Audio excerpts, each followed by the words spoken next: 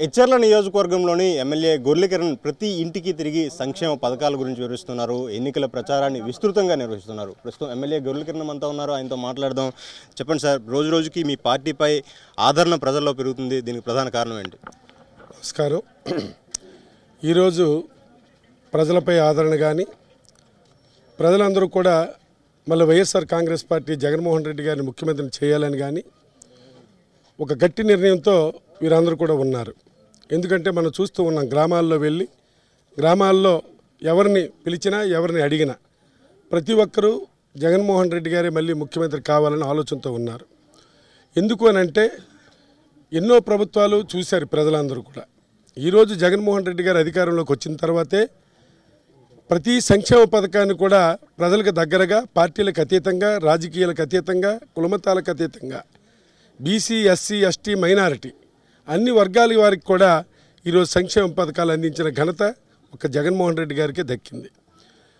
2014-19లో మనం చూశారు. ఆ రోజు ఒక పచ్చకొండ కప్పుకుంటేనో లేకపోతే ఆడి ఇంటి దగ్గర పనిచేస్తేనే, జన్మభూమి కమిటీలతో సంతకాలు పెట్టించుకుంటేనే పని జరిగేది. కానీ ఈరోజు ఎవరు అవసరం లేకుండా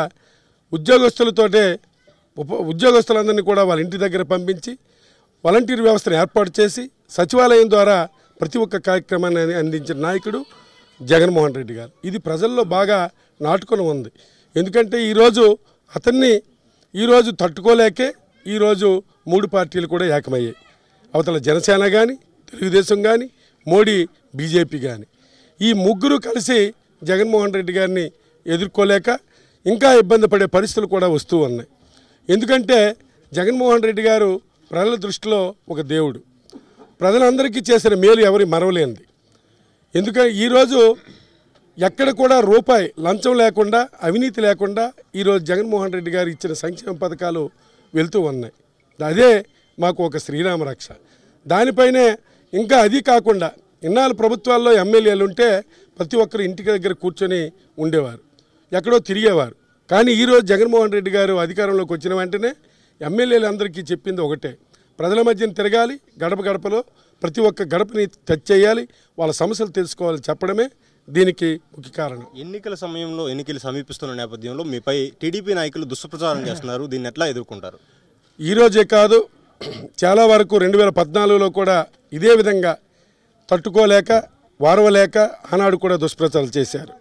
ఈనాడు కూడా అనేక దుష్ప్రచారాలు చేయడానికి సిద్ధంగా ఉన్నారు. మొన్ననే చూశారు, ఒక వాయిస్ కాల్స్ అని పెట్టి దాని మీద దుష్ప్రచారం చేసి ఈరోజు ఏదో ప్రజల్లో తప్పుడుగా చూపించాలని ఆలోచన చేస్తూ ఉన్నారు. ఇలాంటి దుష్ప్రచారాలకి వీటికి ప్రజలు ఈనాడు నమ్మే పరిస్థితిలో ఎవరు కూడా లేరు. ప్రతి ఒక్కరు కూడా ఈరోజు జగన్మోహన్ రెడ్డి గారు చేస్తున్న కార్యక్రమాలపైన, నేను చేస్తున్న ప్రతి ఒక్క ఊరు కూడా ఈరోజు నేను 5-6 సార్లు రావడం జరిగింది. ఈ నల్లిపేట గ్రామానికి నేను దగ్గర ఈ 5 సంవత్సరాల్లో ఒక 5 సార్లు నేను గ్రామానికి రావడం జరిగింది. అంటే ఇలాంటి గ్రామాలు ఎన్ని ఉన్నాయో, ఈ 100 సచివాలయాల్లో ఎన్ని హ్యామ్లెట్స్ ఉన్నాయో అన్ని గ్రామాలు కూడా తిరగడం జరిగింది.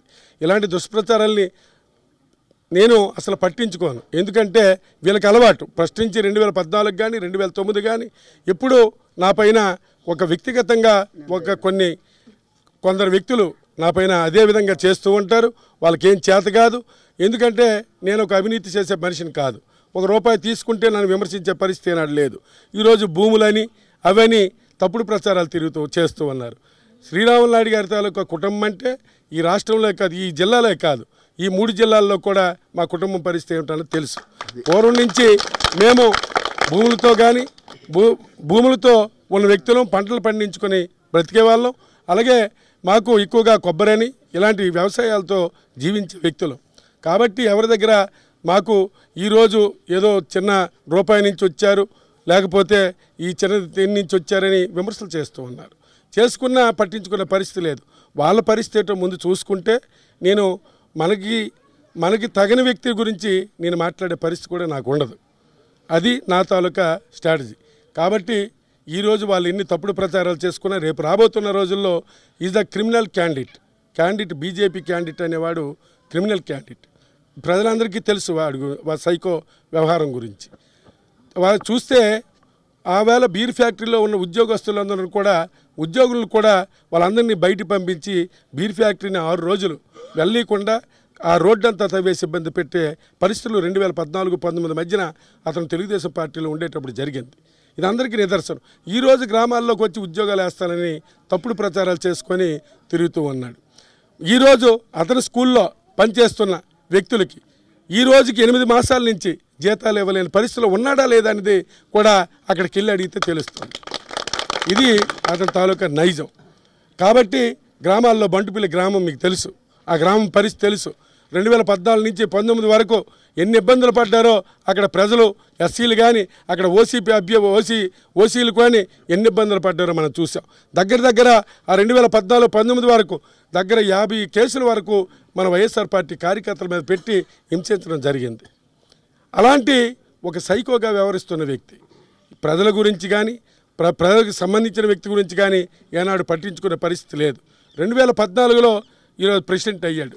ప్రెసిడెంట్ అయ్యి 19 వరకు ప్రెసిడెంట్ చేస్తేనే ఒక గ్రామం అతలాకుతలం అయిపోయింది.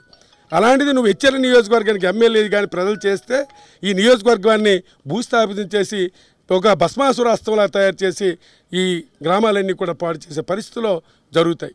కాబట్టి ప్రజలందరికీ తెలుసు. ప్రజలందరూ కూడా మళ్ళీ జగన్మోహన్ రెడ్డి గారి నాయకత్వాన్ని మాకు అతని నాయకత్వంలో మాకు కూడా ఎమ్మెల్యేగా చేసి మళ్ళీ అత్యధిక మెజార్టీతో గెలిపిస్తారని పూర్తి విశ్వాసంతో ఉన్నాను. నియోజకవర్గంలో వైఎస్ఆర్ కాంగ్రెస్ పార్టీ అత్యధిక మెజారిటీతో విజయం సాధిస్తుందని ఎమ్మెల్యే గొర్లె కిరణ్ అంటున్నారు. సాక్షి టీవీ